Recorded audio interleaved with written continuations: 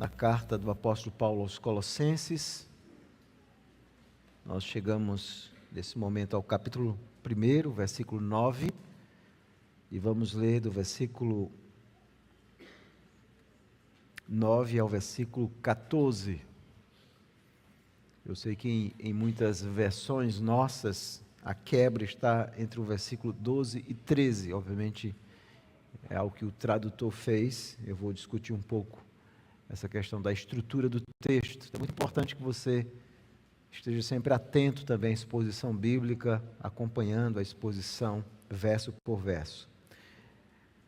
Então nós vamos ler Colossenses 1, 9 a 14.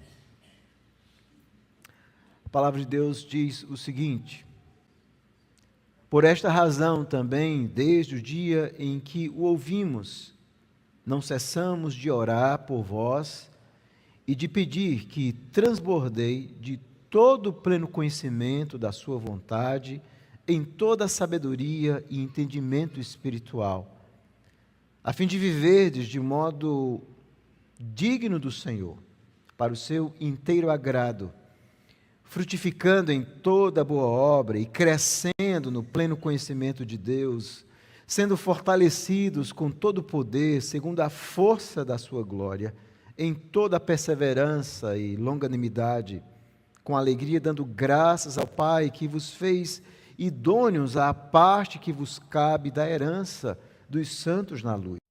Comunhão com Deus sem oração. Não existe crescimento espiritual sem oração. A oração, ela está envolvida em todos os aspectos da vida cristã. Ele também dizia, esse mesmo autor, que ser cristão sem oração é tão impossível quanto estar vivo sem respirar. Você consegue imaginar alguém estar vivo sem respirar? Sem o oxigênio? Assim também é a oração. É impossível um cristão não almejar ter comunhão com Deus. E nesse texto que nós lemos, nós vemos exatamente o apóstolo Paulo fazendo uma oração pelos colossenses. Esse é o teor do texto que lemos. Aqui nós temos uma oração, onde Paulo ora para que os colossenses conhecessem a vontade de Deus e que pudessem então viver de uma forma a agradar a esse Deus. Nós vamos encontrar inúmeras orações feitas pelo apóstolo Paulo em suas cartas, o que mostra que Paulo não era apenas um homem cheio de conhecimento intelectual, cheio de amor à palavra de Deus. Ele era também um apóstolo, um homem de oração. Nós nos lembramos que os demais apóstolos também o eram. Lembram quando eles vão eleger aqueles primeiros servos, diáconos na igreja? Os apóstolos dizem assim: não é bom deixarmos a palavra e a oração. Paulo é um homem de oração. E aqui nós vemos. E esse texto é importante para mim e para você, para que nós possamos pensar qual o papel da oração em nossa vida. Como oramos? Será que estamos orando de uma forma correta? Qual o conteúdo das nossas orações? Qual o teor delas? São perguntas importantes e relevantes. Quanto mais piedoso é um homem ou mulher, mais necessidade ele tem de orar. E Paulo vai nos ensinar exatamente esse princípio importante da oração. Agora vamos atentar para o texto. Nós vimos que logo após a saudação inicial, no capítulo 1, versículo 1 e 2, Paulo inicia essa carta com ações de graças, com um momento de ações de graças, que vai do versículo 3 ao versículo 8. E nesse momento de ação de graças, no versículo 3, Paulo diz o seguinte: damos sempre graça a Deus, Pai de nosso Senhor Jesus Cristo, quando oramos por vós. Então Paulo era alguém que estava orando pelos colossenses, e agora, no versículo 9, ele então vai dizer qual era a oração que ele fazia. Ele dá graças a Deus no versículo 3, e agora diz inclusive que estava orando por eles, mas agora o versículo 9 é como se Paulo voltasse ao versículo 3, explicando o que é que ele estava orando, por que Paulo orava. Isso é muito importante. Nós sabemos as dificuldades quando ele escreveu essa carta. Ele estava preso, a igreja de Colossos, que possivelmente havia sido plantada por Epáfras, estava enfrentando uma terrível heresia, E Paulo, então, vai mostrar qual era o teor da oração. Isso é importante. E esse texto, olhando aqui especificamente para o versículo 9 ao versículo 14, aqui nós temos como gênero textual uma carta, nós sabemos disso. Do versículo 3 a 8 nós temos um momento de ações de graças. E do versículo 9 em diante nós temos essa oração. Inclusive, várias palavras dessa oração estão presentes nas ações de graças. Existe uma conexão muito clara entre esse primeiro momento de ações de graças e a oração que o apóstolo Paulo faz aqui. Agora vamos pensar um pouco na estrutura desse texto. É uma oração, obviamente, de intercessão. E a estrutura desse texto, ela é longa, é uma longa sentença na língua grega, que, obviamente, começa com esse momento de ações de graças, e agora no versículo 9, ele entra nessa oração. Mas essa oração, ela é muito longa e existem várias dificuldades de estruturar. Mas nós podemos observar que é um texto simples. Primeiro, no versículo 9, Paulo vai mostrar a ocasião, o que é que levou ele a orar. Nós vamos ver a ocasião. Ele estava orando porque ele ouviu um relato de Epafrodito. Ele vai dizer isso no versículo 7 e 8. Epafrodito relata a respeito dos colossenses, e é por isso que ele está dizendo, olha, eu ouvi e tenho orado por vocês. No versículo 9, nós vamos ver o conteúdo, o que é que Paulo estava orando. Ele estava pedindo para que eles se enchessem do conhecimento da vontade de Deus. Essa era a oração dele. E o propósito, no versículo 10, era para que eles agora vivessem uma vida para agradar a Deus em tudo, para agradar especificamente ao Senhor Jesus em todas as coisas. Logo em seguida, Paulo vai usar 4 verbos. Então ele diz assim, olha, eu oro por vocês, para que vocês conheçam a vontade de Deus, e o propósito, no versículo 10, para que vocês andem de uma forma digna do Senhor, agradando a Deus em tudo. Como? E ele então vai usar 4 verbos no particípio aí, que vai mostrar essa maneira de viver. Ele vai falar sobre frutificando, o primeiro verbo, crescendo, sendo fortalecidos e dando graças a Deus. Ele então vai usar esses 4 verbos para mostrar como é que nós vivemos essa vida que agrada a Deus. E a grande dificuldade é entender o versículo 13, porque na sua tradução, o versículo 13 tem assim, como na minha, ele nos libertou do império das trevas, mas literalmente é o qual ou o que. Ele está falando desse Deus e Pai. Então o versículo 13 está profundamente conectado ao versículo 12, onde ele diz que o Pai nos fez idôneos à parte que vos cabe da herança dos santos, o qual nos libertou do império das trevas. Ele está mostrando essa ação que o Pai faz através de Cristo no versículo 14. Versículo 15, o qual é a imagem do Deus invisível. Então, esses versículos, o 13 e o 14, eles estão profundamente conectados ao versículo 12, mostrando a ação de Deus. Por isso seria melhor, então, fazer essa quebra exatamente no versículo 14. Então a minha exposição vai do versículo 9 ao versículo 14, e a partir do versículo 15, Paulo vai focar especificamente na obra, na pessoa bendita de Cristo, como sendo o cerne do Evangelho. Então, a estrutura na língua grega fica melhor você estruturar do versículo 9 ao versículo 14. Agora vamos nos concentrar nesse texto do versículo 9 ao 14. Qual é a ideia central? Bom, a ideia central é muito simples. Paulo está orando para que os crentes de Colossos entendam a vontade de Deus para viver com o propósito de agradá-lo. É simples, esse é o teor da oração. Então a tese, o argumento e aquilo que nós temos aqui, a tese central dessa sessão do versículo 9 a 14, é uma oração para que os colossenses conhecessem a vontade de Deus e vivessem-na inteiramente. Você precisa conhecer quem é o Deus que você serve, qual a vontade dele para a sua vida, para que você então possa viver do inteiro agrado desse Deus. Essa é a ideia, e o tema do sermão nessa manhã será exatamente esse: orando por conhecimento da vontade de Deus e vida de obediência a essa palavra. Orando por conhecimento da vontade de Deus e vida de obediência a essa vontade. E aqui nós temos a ocasião, o que é que leva Paulo a orar, o conteúdo, que está no versículo 9 aí, começa exatamente aí para que, né?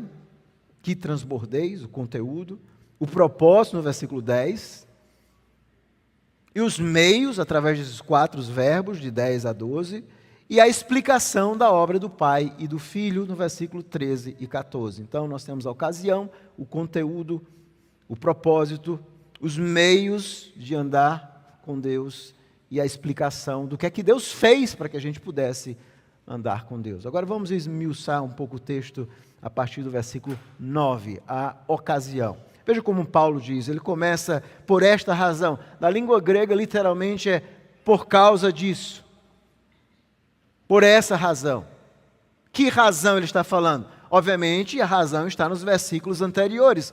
Ele escuta a respeito dos colossenses por Epáfras, e Epáfras diz que os colossenses estão vivendo uma vida de fé em Cristo, que eles estão tendo um amor prático, amando uns aos outros, que eles estão vivendo uma vida de esperança, que eles estão frutificando e crescendo no Evangelho, que eles estão vivendo uma vida de amor no Espírito. E ele diz exatamente isso. Veja o versículo 8. O qual também nos relatou do vosso amor no Espírito. Epáfras havia relatado a respeito dos colossenses. E ele disse, por esta causa, ou seja, desde que eu vi a respeito disso, por esta causa, desde o dia em que ouvimos, não cessamos de orar por vós. Então, quando Paulo escuta a respeito daquilo que o Evangelho estava fazendo ali na cidade de Colossos, e das dificuldades que eles estão enfrentando com uma heresia que buscava deturpar a fé cristã ali, ele então começa a orar por eles, sem cessar. Veja essa palavra, não cessamos, ou seja, constantemente Paulo estava orando pelas igrejas. É uma coisa que nós temos perdido. Obviamente nós devemos orar por nós, pelas autoridades, mas nós temos que aprender a orar pela igreja de Cristo, pela obra de Deus. E Paulo então, ele está orando, e ele então diz, não cessamos de orar por vós e de pedir. Ele usa essas duas ideias aí, não verbos, mas essas duas ideias de orar e pedir, esses 2 verbos que na verdade estão conectados. Alguns falam que aqui é uma espécie de endíades, que significa 2 palavras, que é muito comum o apóstolo Paulo fazer isso, para indicar uma ênfase, considerando que orar e pedir são basicamente as mesmas coisas. Então ele usa esses 2 verbos, orar e pedir, para mostrar exatamente que ele está com muita ênfase, orando por eles, incessantemente, pedindo com oração, com intensidade, com ênfase. Desde o dia que eu vi que o Evangelho chegou e que está crescendo no meio de vocês, eu tenho orado por vocês. Eu tenho orado. E qual era o conteúdo da oração de Paulo? Isso é importante porque nós estamos vivendo um mundo onde os crentes hoje eles são tão antropocêntricos que as próprias orações deles são centradas neles. Paulo estava preso, irmãos, quando escreveu essa carta. E ele começa com ações de graças, e agora nós vamos ver qual era o objeto da oração. Vamos ver no versículo 9. Qual era o objeto, o conteúdo, aliás, da oração? Ele diz assim, não cessamos de orar por vós, de pedir, literalmente na língua grega, para que, com o propósito de quê? Com o propósito de que sejais cheios da sua vontade, ou seja, da vontade dele, da vontade de quem? Desse Pai, da vontade de Deus. A oração de Paulo é exatamente essa, eu oro, e esse é o conteúdo para que vocês fiquem cheios da vontade de Deus. Que coisa maravilhosa. Vocês precisam conhecer a vontade de Deus. E essa ideia de cheio, de plenitude, é uma palavra que Paulo vai repetir muito no capítulo 1, no versículo 19, no versículo 2, 9, ou seja, agora em Cristo, mediante o Espírito, nós somos plenos da presença de Deus. Nós agora somos esse templo do Espírito. E depois eu vou explicar no capítulo 2 que essa é uma ideia E ainda aqui no capítulo 1, essa é uma ideia importante, onde Paulo vai aplicar, por exemplo, no capítulo 1, versículo 19, quando ele fala da plenitude de Cristo. Essa é uma ideia que Paulo vai usar muito para combater essa heresia que estava surgindo lá em Colossos, que era uma mistura de judaísmo com filosofia grega. E Paulo então diz que nós agora, como crentes, nós devemos estar cheios da vontade de Deus. E que vontade é essa, a vontade de Deus? Que vontade é essa que nós devemos estar cheios? Essa é a oração. Vocês precisam conhecer profundamente a vontade de Deus. E o que é isso? O que é essa vontade de Deus? Bom, essa expressão vontade de Deus, ela aparece com 2 significados no Novo Testamento. Há um sentido que nós falamos dessa vontade secreta. Paulo fala isso em Efésios capítulo 1, versículo 9. É aquela vontade soberana de Deus que ninguém sabe, ninguém conhece. Os planos de Deus para a nossa vida, os decretos dele. Então existe uma vontade de Deus que ela sempre vai acontecer no mundo. Essa é a vontade secreta, soberana de Deus. Então, às vezes, essa palavra aparece com esse sentido, como por exemplo em Efésios 1:9. Mas a palavra de Deus, a vontade de Deus também aparece com o sentido de vontade revelada, aquela vontade preceptiva, aquela que está nas Escrituras Sagradas. É essa aqui que Paulo tem em mente. Eles precisavam agora conhecer, ter um entendimento profundo da vontade de Deus, à luz da vinda de Cristo, ou seja, à luz da nova aliança, com as profundas implicações de coisas que continuaram da antiga para a nova aliança e coisas que descontinuaram. Eles precisavam então conhecer profundamente a vontade de Deus. Por quê? Porque esses hereges estavam dizendo que eles estavam errados, que os apóstolos estavam errados, que era preciso então fazer algumas coisas para verdadeiramente servir a Deus, como por exemplo o culto aos anjos, uma vida ascética, uma série de coisas que essa heresia estava ensinando ali. E Paulo diz assim: não, vocês precisam conhecer a vontade de Deus de uma forma muito profunda.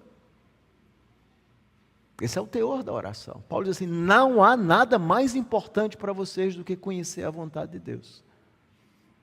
E para nós, hoje na nova aliança, é interessante isso, nós estamos em um ponto melhor do que os colossenses. Por quê? Porque os colossenses, eles não tinham ainda um Novo Testamento revelado, pronto, acabado, como nós temos. Ou seja, agora essa vontade de Deus está completamente posta e colocada para mim e para você.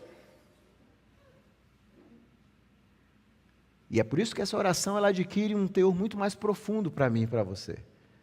Porque agora nós conhecemos a vontade de Deus. Então agora nós temos que conhecer a palavra de Deus para conhecer o que é que nós agradamos, o que é que agrada a Deus.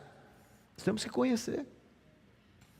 Como é que você vai servir a Deus sem conhecer a vontade dele? Isso é impossível. Como é que você vai conhecer a Deus sem conhecer a sua palavra? Você precisa conhecer a vontade de Deus. E Paulo então continua, ele diz assim: em toda a sabedoria e entendimento espiritual. Aqui Paulo está mostrando como é que nós vamos conhecer essa palavra, essa vontade de Deus. Ele diz, olha, não é conhecer apenas de uma forma mecânica, obviamente, não é isso que Paulo tinha em mente, mas ele está usando aqui 3 palavras importantes com a ideia de sabedoria e entendimento. Essas 3 palavras, conhecimento, sabedoria e entendimento, aparecem muitas vezes no Antigo Testamento, e alguns estudiosos dizem que talvez Paulo esteja fazendo uma alusão a exatamente Êxodo, capítulo 31, versículo 13.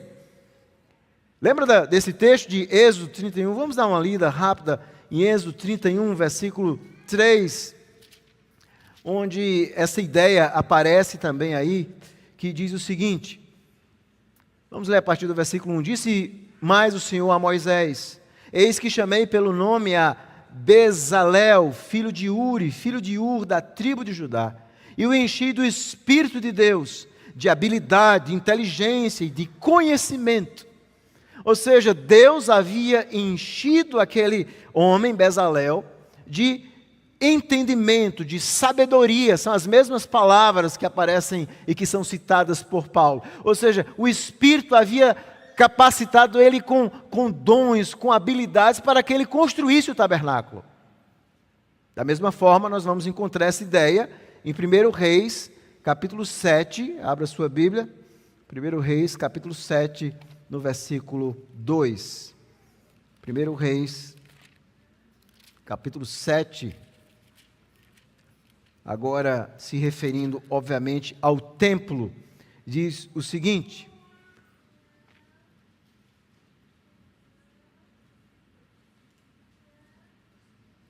acho que eu devo ter notado a referência errada.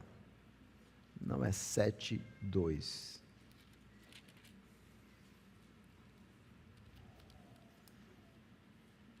Mas é um texto que aqui em 1 Reis se refere ao fato de que, da mesma forma, o templo foi construído com essa ideia de sabedoria e inteligência. Deixa eu ver se é 1 Reis capítulo 7, versículo 14. Muito obrigado, meu irmão. É exatamente esse texto. Era este filho de uma mulher viúva da tribo está falando de Irão, de Naftali, e fora seu pai um homem de Tiro que trabalhava em bronze. Irão era cheio de sabedoria, de entendimento e de ciência para fazer toda obra de bronze. Mais uma vez, aqui nós vemos pessoas que são usadas por Deus, tanto para construir o tabernáculo, como para construir, obviamente, aqui o templo. Pessoas que tinham essa capacidade, inteligência, sabedoria. E nós vamos também encontrar em Isaías, no capítulo 11, no versículo 2 e 3, quando lá Isaías faz a promessa do Messias, lá em Isaías capítulo 11, versículo 2 e 3, uma das características do Messias é que ele seria cheio do Espírito, exatamente de sabedoria e entendimento. Veja Isaías 11, de 1 a 3. Do tronco de Jessé sairá um rebento, e das suas raízes um renovo. Repousará sobre ele o Espírito do Senhor, o Espírito de sabedoria, o Espírito de entendimento, o Espírito de conselho, de fortaleza, o Espírito de conhecimento e de temor do Senhor. Deleitar-se-á no temor do Senhor, não julgará segundo a vista dos olhos, não repreenderá segundo o ouvir dos ouvidos, dos seus ouvidos. Aqui nós vemos essa promessa gloriosa de que o Messias, ele viria agora com esse conhecimento, com esse poder do Espírito. O Espírito concederia a ele esse espírito de sabedoria, de inteligência, de conhecimento. Agora vamos voltar lá para o texto de Colossenses, capítulo 1, versículo 9. Então, o que é que Paulo está querendo ensinar aqui? O que Paulo está querendo dizer aqui é que o Espírito Santo é a fonte de sabedoria e entendimento.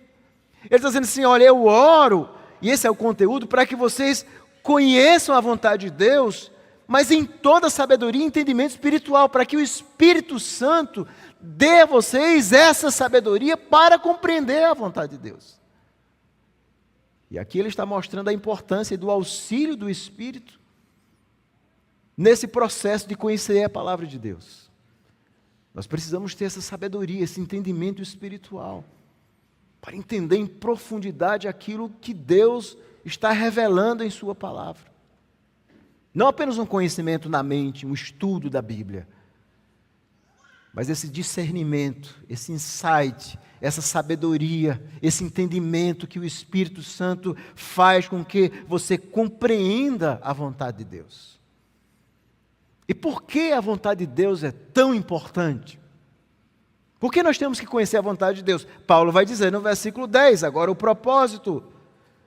A fim de andardes, a tradução de vocês tem viver, mas literalmente é o verbo andar na língua grega, a fim de andar de modo digno do Senhor para o seu inteiro agrado. Veja que coisa maravilhosa. Você precisa conhecer a vontade de Deus para que você possa, então, andar de um modo digno do Senhor. E a palavra aqui grega para digno, literalmente, envolve a ideia de valor, de dignidade, de mérito. ou seja, de alguém que é digno do Senhor. E aqui Senhor, possivelmente, como ele se refere aqui no versículo 3 do Senhor Jesus, ele está se referindo a Cristo. Vocês precisam viver de um modo digno de Cristo. Vocês se dizem cristãos, vocês dizem que servem a Cristo, vocês têm que viver de uma forma digna. Digna. E obviamente o nosso tradutor, como na sua versão, em algumas tem a fim de viverdes. Literalmente existe apenas o verbo que pode indicar propósito, geralmente na língua grega, ou resultado. É por isso que o nosso tradutor diz a fim de viverdes, mas literalmente essa ideia de propósito, a fim de andar, é uma metáfora. E essa ideia de andar, Paulo vai usar muito isso. A vida cristã é um andar, e o andar aqui implica vida, por isso que o nosso tradutor traduziu por vida, a fim de vocês viverem, mas literalmente é a fim de vocês andarem, terem um estilo de vida que agrade ao Senhor. Como é que você vai agradar ao Senhor Jesus Cristo se você não conhece a vontade dele para a sua vida? E ele continua, acompanhe comigo, versículo 10. Para o seu inteiro agrado. Veja que oração maravilhosa. Eu oro para que vocês conheçam a vontade de Deus, para que vocês agora possam andar de um modo digno de Cristo, do seu inteiro agrado. E a palavra grega que Paulo usa aqui para agradar é literalmente a ideia de você satisfazer outra pessoa. Você vive inteiramente como um cristão para agradar uma única pessoa. É por isso que eu digo, o cristianismo é muito simples. O cristianismo não é uma coisa complicada. O cristianismo é uma vida que você agora, através de Cristo, começa a andar, onde você só tem um único objetivo, agradar uma única pessoa, Cristo. E você então quer conhecer a vontade dele.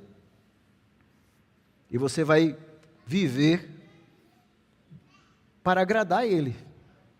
Somente a ele. Isso tudo torna muito simples a vida. Porque o tempo todo nós queremos seguir o nosso coração pecador. Não é confiável. Queremos agradar aquilo que nós achamos que é certo. Queremos seguir as filosofias, muitas vezes, desse mundo pecaminoso. Somos tentados por Satanás para seguir o nosso coração, viver uma vida de rebelião. E o tempo todo nós queremos viver para agradar outras coisas. Mas a vida cristã, você vive para agradar uma única pessoa, Cristo. E aqui mais uma vez Paulo coloca a supremacia de Cristo na nossa vida. Cristo, ele é supremo, eu vivo para agradá-lo. Eu vou para um culto para adorar a esse Deus triuno. A minha única vida, o meu único propósito na vida consiste em agradar a Cristo. Eu preciso viver, andar literalmente, uma vida digna dele, vivendo para o inteiro agrado de Cristo. E a pergunta, essa é a vida que eu e você temos de fato vivido? A quem nós queremos agradar? Às vezes nós ficamos muito preocupados com o que as pessoas vão pensar a nosso respeito, não é? O que é que o vizinho vai pensar, o que é que o seu chefe vai pensar, o que é que a sua família vai pensar, aquela pessoa que é descrente, o que ela vai pensar. E nós vamos colocando esses mestres, essas pessoas que de alguma forma o tempo todo estão controlando as nossas ações. E de alguma forma o Evangelho, ele tira esses julgos, esses mestres, e diz assim, você só precisa viver para agradar uma única pessoa, a Cristo. É por isso que Paulo está orando. E qual é a maneira, qual o meio então de andar que agrada a Cristo? Paulo então vai usar 4 verbos aqui, acompanhe comigo, 4 particípios. O primeiro é frutificando em toda boa obra e crescendo no pleno conhecimento de Deus. Então a primeira coisa que nós temos que entender é que esses 2 verbos, frutificar e crescer, que aparecem também no capítulo 1, no versículo 6, na Ações de Graças, onde ele diz que o Evangelho está produzindo fruto e crescendo. Então, de alguma forma, Paulo está mostrando os 2 lados da moeda. Por um lado, Deus mesmo, mediante o Espírito, faz com que o Evangelho frutifique e cresça. Mas, por outro lado, nós também, como crentes, devemos buscar o quê? Frutificar e crescer. E esses dois verbos, frutificar e crescer, são verbos que remontam àquela ideia lá de Gênesis, quando Deus cria Adão e diz que eles deveriam frutificar e crescer. E agora, na nova aliança, através de Cristo, dessa obra gloriosa de Cristo, o segundo Adão, que mediante o Espírito está em nós, agora nós somos chamados a cumprir aquela ordem, frutificar e crescer.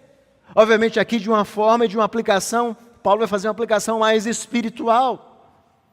Nós temos que frutificar e crescer. Frutificar em quê? Veja o que ele diz, em toda boa obra. Paulo vai usar muito essa palavra toda nessa sessão.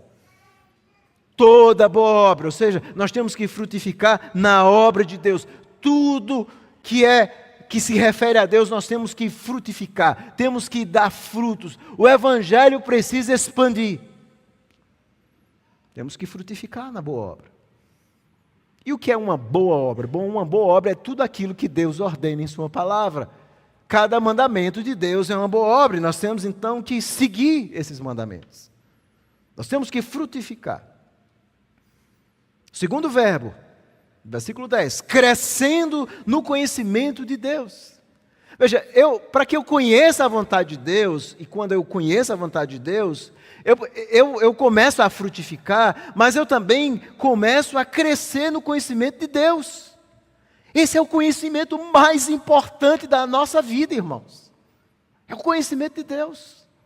É assim que Calvino começa as suas Institutas. Quem nunca leu as Institutas de Calvino? Leia. Ele começa mostrando e falando que o conhecimento de Deus é o conhecimento mais importante. E você pode perguntar, pastor, por que o conhecimento de Deus é o conhecimento mais importante? Porque é através do conhecimento de Deus onde você vai conhecer todas as outras coisas. É através do conhecimento de Deus que você vai conhecer quem você é, o que é o ser humano, a sua natureza. É através do conhecimento de Deus que você vai conhecer o que é o mundo, qual é a realidade do mundo. É por isso que Paulo diz que o Evangelho e Deus nos dá a palavra da verdade, ou seja, você começa a entender a realidade do mundo. É pelo conhecimento de Deus que você entende o que é a família, o que é o homem, o que é a mulher, o que é uma criança. É pelo conhecimento de Deus que você entende como é que o Estado deveria funcionar. O conhecimento de Deus é uma cosmovisão que envolve e engloba todas as áreas da vida. Mas é o conhecimento onde os crentes hoje menos buscam crescer. Você sabia disso? Sim. Os crentes hoje eles buscam crescer, eles levam horas nas redes sociais aprendendo as coisas mais fúteis possíveis. Eu não estou dizendo que não tenha coisas úteis, mas veja o tempo que você leva aprendendo coisas. Eles buscam crescer na sua carreira profissional, fazem cursos de mestrado, doutorado, pós-doc, nada de errado em você fazer isso.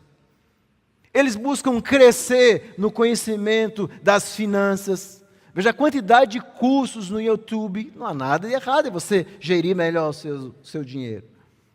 Mas não há nenhum conhecimento mais importante do que o conhecimento de Deus, do que conhecer a palavra de Deus, do que se aprofundar nas Escrituras. E é tudo que os crentes hoje não fazem. Eles querem aprender um assunto, escutam um vídeo de um YouTube aí de 5, 10 minutos falando de um assunto da Bíblia, e as pessoas acham que eles já sabem tudo sobre aquilo. Nós estamos vivendo uma geração onde o conhecimento nunca esteve tão disponível, mas nunca foi tão ralo. E Paulo está dizendo, irmãos, vocês precisam crescer no conhecimento, essa palavra pleno não tem na língua original, no conhecimento de Deus. Vocês precisam crescer no conhecimento de Deus. Vocês têm que conhecer a Deus. Essa é a maneira de andar. Ninguém pode andar com Deus sem frutificar e sem crescer no conhecimento dEle. Porque quanto mais você conhece a Ele, mais vai conhecer a sua vontade, mais vai viver para agradá-lo, mais vai frutificar.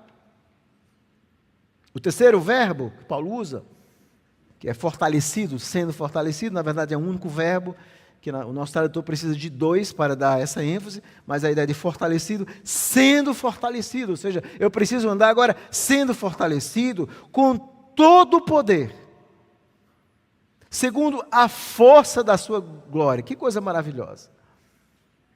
Eu agora ando nessa vida cristã, reconhecendo que eu sou fortalecido com todo o poder de Deus. O que é que eu tenho ao meu favor, para que eu possa então andar de uma forma agradável a Deus? Eu tenho um Deus que é todo poderoso, ao meu favor, ao seu favor. E eu então sou fortalecido na minha caminhada. Aqui Paulo está dizendo, vocês precisam andar lembrando que a fortaleza de vocês não está em vocês.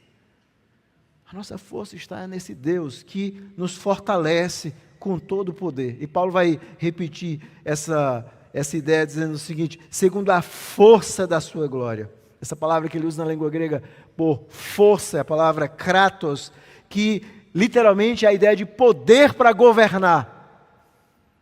Então ele diz assim, vocês precisam ser fortalecidos com esse Deus que tem todo o poder. E como é que Deus exerce esse poder? Com toda a força de rei do universo que ele tem. Com toda a força da sua glória, ou seja, o que é a glória de Deus? É a manifestação dos seus atributos. Uma palavra que traduz glória no Antigo Testamento era kabod, literalmente a glória tinha a ver com o peso de Deus, ou seja, onde a presença de Deus está, ela impacta todas as coisas. E no Novo Testamento, glória tem a ver com essa ideia de radiância, a santidade, o poder, a onisciência, a majestade, a santidade, a justiça, a ira de Deus. Isso é a glória de Deus. E Deus então usa essa glória, o seu ser majestoso, como uma forma de fortalecer os crentes. Com todo o poder. E ele continua, em toda perseverança e longanimidade. Ou seja, agora eu sou fortalecido, e essas duas palavras são quase sinônimos na língua grega, perseverança e longanimidade, que é paciência.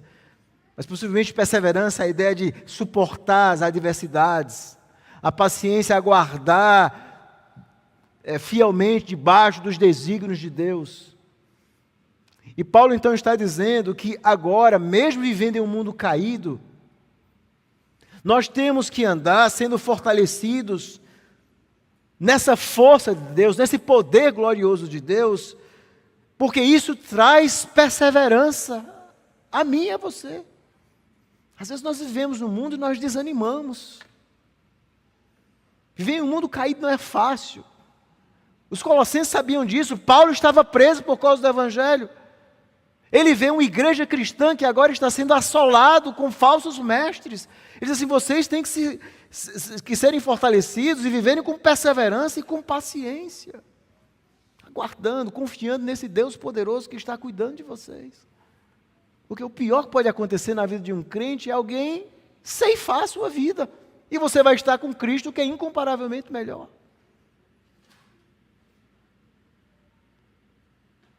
Vocês têm que andar de uma forma que agrade a Deus, frutificando, crescendo, sendo fortalecido com poder. E agora vem o último verbo, dando graças ao Pai, com alegria.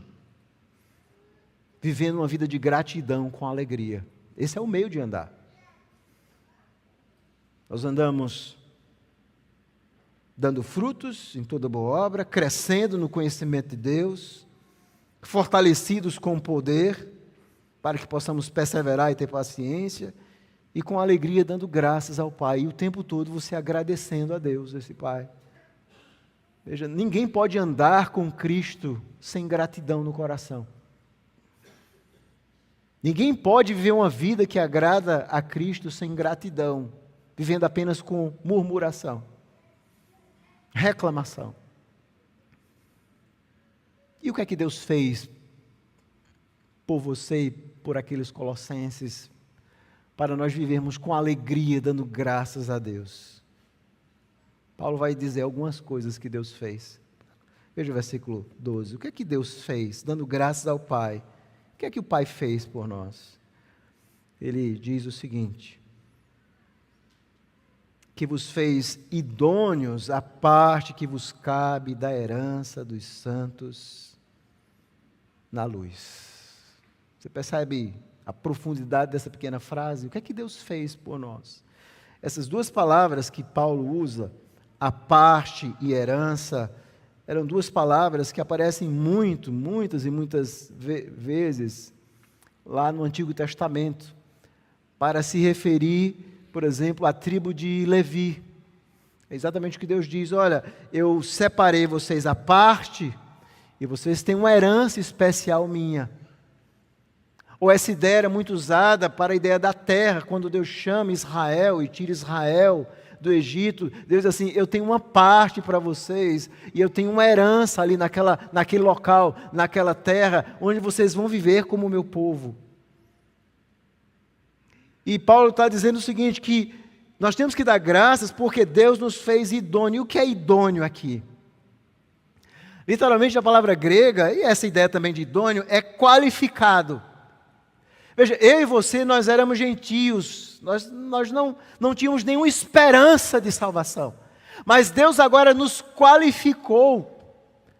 E agora, mediante Cristo, novo Israel, nós entramos na aliança. Abraão se tornou o nosso pai na fé. E agora nós temos essa parte, essa herança. Ou seja, essa ideia de herança era a ideia de Israel como um povo de Deus que tinha uma herança, que era um povo santo que vivia agora na luz, separado. Deus agora chamou vocês. Deus chamou vocês. E essa herança, obviamente, na nova aliança, não tem a ver em uma terra santa, em um local, como Israel. Mas tem a ver com a herança dessa nova vida em Cristo, dessa salvação gloriosa. Vocês são agora o povo santo, vocês são a luz. Aquilo que Israel deveria ser para as nações, agora esse novo Israel na nova aliança, formado por todos aqueles que creem em Cristo, essa igreja, o povo de Deus na nova aliança, nós temos agora essa herança. Nós temos uma parte. Por quê? Porque o Pai nos qualificou. O Pai disse: vocês agora, gentios, vão entrar nessa herança, através de Cristo. E no versículo 13 e 14, Paulo então vai explicar como é que o Pai nos fez herdeiros disso. Como é que o Pai nos qualificou para entrar nessa herança?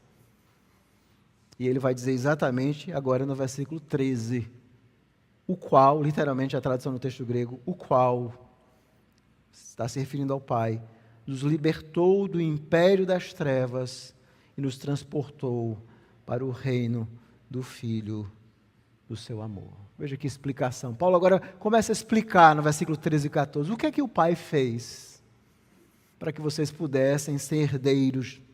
A primeira coisa que ele diz é que ele nos libertou. Literalmente a ideia aqui é resgatar do perigo. É literalmente o que Deus fez comigo e com você foi uma operação de resgate. Essa semana nós vimos aquela grandiosa operação de resgate, tentando salvar uma jovem brasileira, que infelizmente não funcionou. Mas Deus fez uma operação muito mais gloriosa de resgate. E essa ideia de resgate aqui, mais uma vez, Paulo está usando uma ideia do Antigo Testamento, do Êxodo. Foi exatamente o que Deus fez com Israel. Deus resgata Israel, transporta Israel. Mas agora, na nova aliança, Deus faz isso não nos transportando para uma terra, para um local físico, para um locus, mas para o reino de Cristo. Deus nos resgatou, e veja essa outra palavra, nos transportou. Literalmente transportar no grego é você transferir uma coisa de um lugar para outro. O que é que o Pai fez? Por que é que eu tenho que viver em alegria? Eu costumo dizer assim, se você entendeu o versículo 13 e 14, você tinha razão para acordar e viver o resto da sua existência em alegria. Por quê? Porque o Pai redimiu, resgatou você. E essa palavra aqui, império, literalmente a língua grega, é da autoridade das trevas. Antes, sem Cristo, eu e você, nós vivíamos debaixo da autoridade das trevas, do poder das trevas. O nosso tradutor aqui na Ara usa a palavra império. Nós vivíamos completamente cegos sem Deus, alheios ao Evangelho, mortos espiritualmente, debaixo da ira de Deus, destinados ao inferno. Essa era a sua vida. Mas Deus resgatou você desse império das trevas. Deus transportou você para o reino do Filho do seu amor. Deus te deu uma herança. Deus te deu o prazer de viver na luz e não mais nas trevas. Louvado seja Deus por isso. Glória a Deus por isso. Porque Ele nos tirou disso. Ele fez um êxodo, como fez com Israel, nos arrancando pelo sangue. E aí então ele vai dizer em quem Deus fez essa obra. E agora ele vai falar do Filho, no qual, desse Filho, nós temos a redenção. Nós temos agora a redenção. Literalmente, redimir significa libertar através dos efeitos da morte de Cristo. Nós fomos agora redimidos, resgatados, libertados. Em Cristo nós temos a redenção.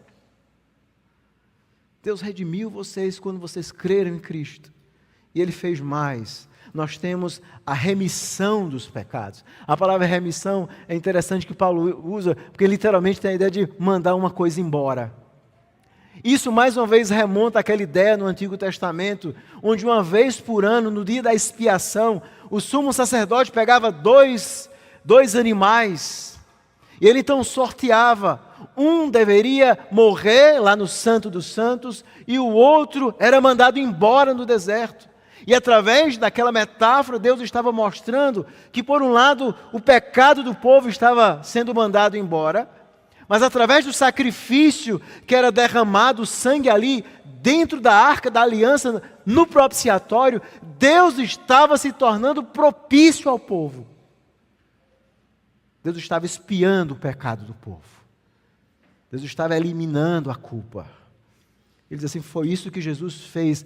Jesus redimiu vocês, resgatou vocês, remiu os pecados de vocês, mandou embora, lá na cruz do Calvário. Ele pagou o preço da nossa separação. Que oração maravilhosa é essa, não é? E aqui nós vemos como a oração, e é isso que Paulo está nos ensinando aqui. Geralmente quando nós pensamos em oração, nós pensamos em oração em um diálogo com Deus. Mas Paulo nos ensina que não é isso. Oração, na verdade, é uma resposta. Resposta, sim. Porque alguém só consegue orar a Deus quando Deus primeiro toca e liberta você e transporta você. Então aqueles que experimentam essa salvação gloriosa de Deus, agora se voltam para conversar, para conhecer esse Deus, para querer conhecê-lo profundamente. Isso que é oração. É por isso que o nosso Catecismo Maior, na pergunta 154, mostra exatamente isso. Quais são os meios exteriores pelos quais Cristo nos comunica os benefícios da sua mediação? Ou seja, Cristo realizou uma obra gloriosa, Ele está sentado à direita de Deus, Ele é o nosso mediador. Quais são os benefícios que Ele deixa para nós? É o que nós geralmente chamamos os meios de graça. E aqui vai falar exatamente isso, a palavra, os sacramentos e a oração. É um meio onde nós nos aproximamos de Deus. E na pergunta 178 diz assim, o que é oração? Oração é um oferecimento dos nossos desejos a Deus, em nome de Cristo, com o auxílio do Espírito, com a confissão dos nossos pecados e um grato reconhecimento de suas misericórdias. Oração é isso. É você responder a essa obra gloriosa que Deus fez na sua vida, querendo conversar. E a oração ela está atrelada em todos os momentos da vida cristã. Por exemplo, nos sacramentos da ceia, a oração está presente. Nós temos que orar. É fundamental a oração por aquele momento. No batismo, nós temos a oração. No culto, nós temos a oração como um elemento que Deus estabeleceu, específico. Na nossa vida privada, como um ato preparatório para o culto. Na leitura das Escrituras, nós temos que ler, meditar e orar. A oração está presente em tudo, irmãos. Em relação aos 10 mandamentos, o primeiro mandamento, nós aprendemos que nós oramos só a Deus. O segundo mandamento, nós aprendemos que tem a ver com culto, que a oração é um elemento de culto que deve ser feito. O terceiro mandamento nos ensina com muita reverência a Deus. Nós temos que aprender a orar com reverência. O quarto mandamento nos ensina sobre a importância da oração no dia do Senhor. O quinto mandamento, orar pelos superiores, pelas autoridades constituídas. O sétimo, a oração familiar, conjugal, como Pedro diz, para que não se interrompam as vossas orações. A oração está presente em cada aspecto da vida cristã. Cada. É por isso que quando o Evangelho chegou na África, em um país da África, aqueles cristãos africanos, e até hoje eles têm essa característica, eles são muito fervorosos nessa vida de oração. E esse relato que eu li há um tempo atrás, eu não lembro exatamente o país que chegou, mas segundo esse relato, cada africano, quando eles ouviram o Evangelho e aprenderam a importância da oração, e eles viveram naquela tribo, eles então, cada um limpava o seu mato e fazia aquele local, o local da sua devoção. Era o local onde ele ia orar. E ele então sempre voltava, ele estava preocupado de ter uma clareira ali no mato, onde ele pudesse então orar a Deus, buscar a Deus. E eles sabiam quando um deles estava deixando a vida de oração. E eles então, quando um deles não estava orando muito bem, eles diziam assim: irmão, a grama está crescendo. E quando ele dizia que a grama está crescendo, ou seja, você está deixando o seu cantinho de oração. E esse é o problema em nossa vida, meus irmãos, é que muitas vezes a grama está crescendo. Porque nós temos perdido a nossa vida com Deus. Isso lembra a história quando, no final do período dos puritanos na Inglaterra, um deles pede que um arquiteto faça um projeto para uma casa, e o arquiteto então faz aquele projeto, e o pai olha, e ele então começa a chorar. Provavelmente um construtor moderno, não um arquiteto no sentido moderno, né? Mas aqueles construtores. E ele pergunta: mas por que os filhos? Mas por que, meu pai, o senhor está chorando? É porque esse construtor projetou uma casa sem um cantinho de oração. E haverá um tempo onde a casa dos cristãos não terá mais um canto de oração. Aquele homem estava chorando. Não tem mais. Os homens não vão ter mais. É exatamente isso que nós estamos vivendo. É por isso que as aplicações é que nós precisamos redescobrir a importância da oração e da forma correta de orar, orações teocêntricas. Veja que a oração de Paulo começa e termina com Deus. O foco da oração está em Deus e no seu povo, não em nós mesmos. As nossas orações são profundamente egoístas, centradas em nós mesmos. A oração dos crentes hoje, a única preocupação é financeira. Esse é o teor das orações. Nós temos perdido essas orações mais profundas, como Paulo fez, para que nós possamos conhecer a vontade de Deus, crescer em Deus. Nós temos que aprender a comparar as nossas orações. Faça isso, eu vou lhe dar um conselho como pastor. Compare as orações na Bíblia com as suas. Há muitos crentes que não sabem orar.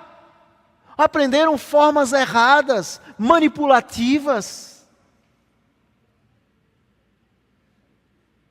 A essência, meus irmãos, da espiritualidade cristã É simples, é conhecer a Deus e a sua vontade. É você ter um conhecimento profundo. Está na hora de você repensar a sua vida. Está na hora de você começar a buscar a Deus, conhecer a palavra, meditar, orar. A essência da vida cristã é simples, ela é focada em Deus e tem um único objetivo: viver inteiramente para o agrado de Cristo. E por final, nós temos que redescobrir essa vida de ações de graças, de alegria, quando nós nos lembramos desse êxodo glorioso que nós experimentamos em Cristo. Cristo nos libertou para termos uma comunhão viva, gloriosa com esse Deus. Foi por isso que você está salvo. Você não foi salvo para você viver sem Deus no mundo, ser um ateu prático. Deus te chamou para que com a graça do Espírito você possa viver. Então nessa manhã busque ao Senhor, peça perdão, ore para que o Espírito possa estar produzindo em seu coração esse amor pela palavra de Deus. E lembrando daquela frase do início do sermão: tudo, irmão, é nada sem oração. A sua fama sem oração não é nada. O seu dinheiro sem oração não é nada. O seu prestígio humano sem oração não é nada. A nossa vida pessoal não é nada. Não vamos deixar que a grama cresça. Vamos limpar o nosso espaço na presença de Deus. Vamos nos voltar como igreja para a oração. Frequente as reuniões de oração. Toda terça-feira nós temos aqui. Poucas pessoas. Nós precisamos redescobrir esse amor pela presença de Deus. Que Deus tenha misericórdia da nossa vida. Vamos orar. Senhor, bendito seja o teu nome. E pela tua palavra que nos desafia a vivermos uma vida de oração. Nessa manhã nos colocamos em tua presença, pedindo que o Senhor se apiede de nós, que o Senhor produza em nosso coração um verdadeiro avivamento espiritual. Como nós precisamos, Senhor, de uma visitação poderosa do Senhor sobre as nossas vidas, para que possamos viver para o teu inteiro agrado, Jesus. Para que possamos viver uma vida mais simples, com esse único objetivo maior. Que todos os nossos propósitos e objetivos sejam secundários, comparados a esse, de conhecer a tua vontade para viver para o teu inteiro agrado. Essa é a nossa oração em nome de Jesus. Amém.